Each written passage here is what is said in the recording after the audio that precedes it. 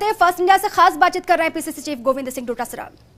अब हम नियुक्ति देने वाले हैं, 9,500 सेकंड ग्रेड के दे दिए, हेडमास्टर के दे दिए, लाइब्रेरियन की नियुक्तियां दी हैं, पुस्तकालय अध्यक्ष की एग्ज़ाम हो चुकी है, बाकी भर्तियां चल रही हैं। थर्ड ग्रेड की 31,000 की 25 अप्रैल को एग्ज़ाम कराने की घोषणा कर दी है, उसकी विज्ञप्ति 1-2 दिन में निकलने वाली है। तो ऐसे में जो बेरोजगार युवा थे, जो भारतीय जनता पार्टी के समय बिल्कुल निराश हो गए थे, उनको एक आशा जगी है, उनको नौकरियां मिल रही हैं।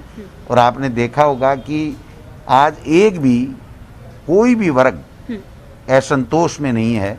तो ये हमारी सरकार की उपलब्धि है और सबको साथ लेकर के हम लोग चल रहे हैं। भारतीय जनता पार्टी ने पिछले 5 साल भी केवल वादे किए, वादों पे काम नहीं किया, और एनडीए की सरकार ने भी 7 साल से केवल वादे ही वादे कर रहे हैं और नए नए जो स्टंट लाते हैं। आप देखिए, कभी मोदी जी किसानों से बात करते हैं, भारतीय जनता पार्टी का जहां शासन है जिस स्टेट में, वहां पर लिमिटेड और पहले से प्रायोजित किसानों से बात करते हैं। जो किसान लाखों सड़कों पे बैठे हैं आज 40 दिन से ठंड में, जो है वो उनसे कोई बात नहीं कर रहे। तो इससे स्पष्ट है कि उनका एजेंडा साफ है। और 3-3 साल पहले अडानी ने ये जो बड़े बड़े गोदाम बना लिए लेटेस्ट टेक्नोलॉजी के, तो आप बताइए, जब इनके मन में कुछ था ही नहीं तो ये कानून आने से पहले उन्होंने कैसे बना लिए, किस लिए बना लिए? तो ये सब चीजें पूरे देश के लोग जान चुके हैं और किसानों से तुरंत मोदी जी को बात करनी चाहिए और किसानों की मांग को मानना चाहिए। सर, कल का दिन बेहद महत्वपूर्ण है कांग्रेस के लिए। क्या कुछ राज्य में कार्यक्रम होंगे? कोरोना भी एक तरफ है और दूसरी तरफ ये महत्वपूर्ण दिन। बिल्कुल, देखिए, कांग्रेस का स्थापना दिवस है, हमारे लिए बहुत महत्वपूर्ण दिन है। कांग्रेस के लोग इसको एक तरीके से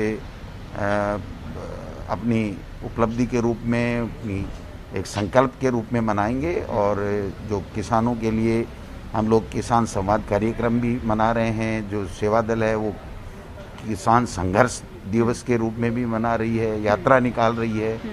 तो मैं समझता हूँ ये सारी चीज़ें साथ में हो रही हैं, क्योंकि कांग्रेस ही एक ऐसी पार्टी है जिसने इस देश को आज़ाद कराया। और जो आज तक प्रगति हुई है, जो आज हमारा विश्व में स्थान है, वो कांग्रेस पार्टी की देन है। मोदी जी तो कल आए हैं, और जब मोदी जी आरएसएस दूसरे काम में लगा हुआ था, तब हमारे कांग्रेस के नेताओं ने अपने प्राण न्यौछावर किए, शहीद हुए, और उन्होंने देश की एकता और अखंडता के लिए, चाहे राजीव गांधी जी हों, चाहे इंदिरा गांधी जी हों, शहीद हुई हैं। इनकी एक अंगुली भी कहीं भी कटाई भी नहीं है।